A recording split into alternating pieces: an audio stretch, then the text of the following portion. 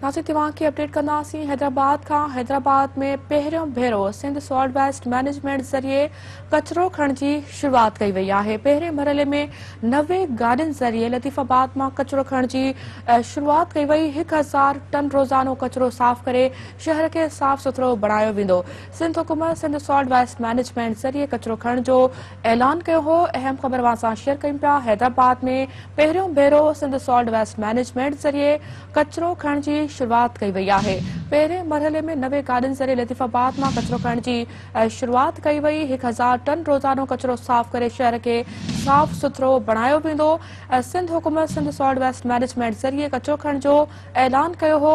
अहम ख़बर अवां सां शेयर कयूं पिया। हैदराबाद में पहिरियों भेरो सिंध सॉल्ट वेस्ट मैनेजमेंट ज़रिए कचरो खणण जी शुरूआत कई वई आहे। पहिरें मरहले में 90 गाॾियुनि ज़रिए लतीफ़ाबाद मां कचरो खणण जी शुरूआत कई वई आहे। 1000 टन रोज़ानो कचरो साफ़ करे शहर खे साफ़ सुथरो बणायो वेंदो।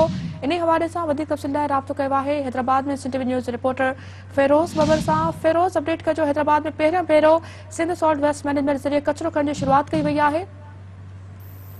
जी बिल्कुल, हैदराबाद की तारीख़ में पहिरियों भेरो सिंध सॉल्ट वेस्ट मैनेजमेंट ज़रिए कचरो खणण जी कम की शुरूआत की है। मां तव्हांखे ॿुधाईंदो हलां त पहिरें मरहले में जेके 90 गाॾियुनि ज़रिए लतीफ़ाबाद ऐं कासावत मां कचरो खणण जो आगाज़ थियो आहे ऐं ज़िले तर्जुमान मूजिब सिंध हुकूमत तुर्की की कंपनी के ताउन सां शहर के साफ़ करण जो जेको आहे इहो मनसूबो जोड़ियो, जंहिं बाद गुज़िरियल हफ़्ते जेको आहे सॉल्ट वेस्ट मैनेजमेंट की इख़्तिताब कयो वियो हैदराबाद में, जॾहिं त अॼु 1000 टन जेको आहे किचिरो उहो शहर जो खयो वेंदो, जंहिंखां पोइ जेको आहे ॿिए मरहले में हैदराबाद सिटी ऐं ॿेड़ाड़ी वारनि इलाइक़नि में जेको आहे उन में बि कमु शुरू कयो वेंदो। जी।